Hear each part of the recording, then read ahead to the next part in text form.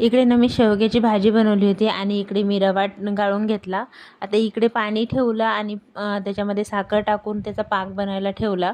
आता रवा आहे ना मी तव्यावरच भाजून घेतला। कोण कोण माझ्यासारखं करतंय की जास्तीत जास्त काहीतरी छोटं मोठं बनवायचं की तव्यावरच बनवतं म्हणून। नंतर दूध घेतलं आणि थोडं पाकात टाकलं, कारण की त्याच्यावरची सगळी घाण निघून जावा म्हणून। आणि थोडा वेळ हे करून परतून ती घाण काढून घेतली आणि पाक बघा छान एकतारी पाक झालेला आणि मस्त एकतार दिसत होता त्याचा। तर मग एकतारी पाक होता, तसाच पाक घेतले, थंड केला आणि विलायची क्रश करून घेतली कोळपाटावरती, त्याच्यामध्ये पाकामध्ये टाकली।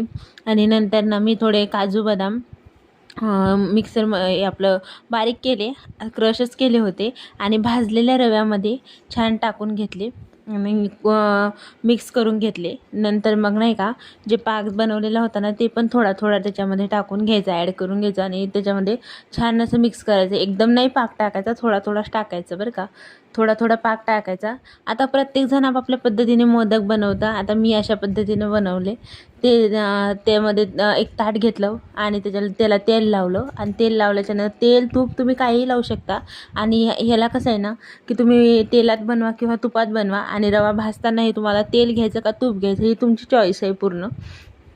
नंतर एवढा पाक उरला होता आणि मग त्याचं छान पीठ थापून ठेवलं। तर दर्शनच्या इथे असे नाटकं चालू होते, म्हटलं चला त्याचे नाटकं बघूयात काय आहे। तर तो म्हणत होता माझा मोबाईल घेऊन मी मस्त माझी गाडी घेऊन चाललो, आणि कुठं चाललं विचारताना तो सांगत होता मी दुकानावर चाललो, आणि मला म्हणला पेट्रोल संपले धक्का मार। मग मी त्याच्या गाडीला थोडा धक्का दिला आणि तो त्याची मोबाईल पडला खाली। मग लगेचच पप्पांशी भांडत होता, कारण की म्हणत होता माझी गाडी आहे, माझा मोबाईल आहे आणि माझी गाडी आहे, आणि पप्पाही त्याला खूप चिडवत होते त्याचे।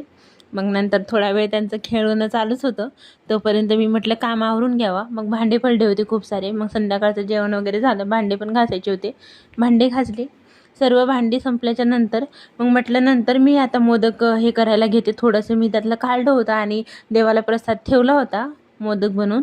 पण नंतर नाही का मी काहीच्या वड्या पाळल्या आणि काही आहे ना काहीचे लाडू वळून घेतले आणि काहीचे मोदक वळून घेतले। आता जसं तुमची चॉईस असली तुम्ही तसं ठेवा। आता कोणाला आता लक्ष्मीसाठी गौरायासाठी नाही का भरपूर जण हे भरपूर प्रमाणात करतात आमच्या इकडे, याला रव्याचे लाडू असेही म्हणता येतं।